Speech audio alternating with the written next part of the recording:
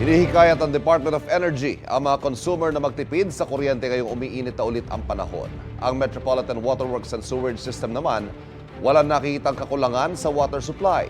May unang balita si Bernadette Reyes.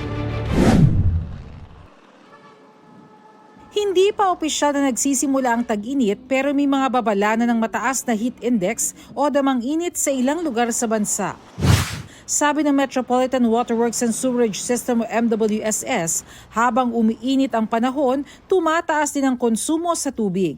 Pero wala naman itong nakikitang water shortage ngayong taon. Malaking tulong kasi ang mga pag-ulan o mga nakalipas na buwan.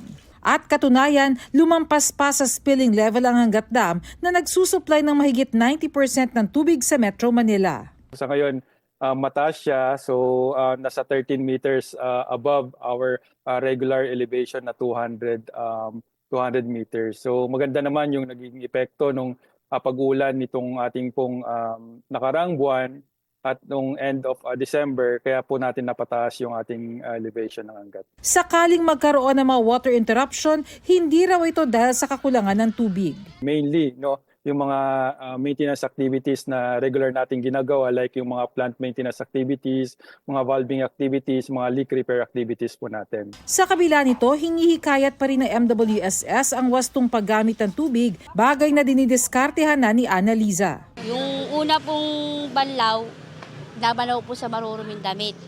Tapos yung pinagkatasan po ng tubig, nilalagay ko sa banyo. Sa isang araw po, sa umaga maliligo, sa gabi maghuhugas ng katawan. Bukod sa lumalakas ang paggamit ng tubig tuwing umiinit ang panahon, lumalakas din ang konsumo sa kuryente. Kaya naman hinihikayat ng Department of Energy ang pagsasagawa ng iba't ibang energy-saving measures. Si Aba halimbawa, mas madalas ang gamit sa cooling devices tulad ng aircon at electric fan. Sobrang init na din. Kaya di rin minsan kami makapagtipid or pag hindi mainit, nakakapagtipid kami. Tip ng DOE, iset ang aircon sa 24 hanggang 26 degrees Celsius. Bagay na ipinapayo rin kahit sa government offices. Tiyakin ding malinis at nasa maayos na kondisyon ang mga appliances.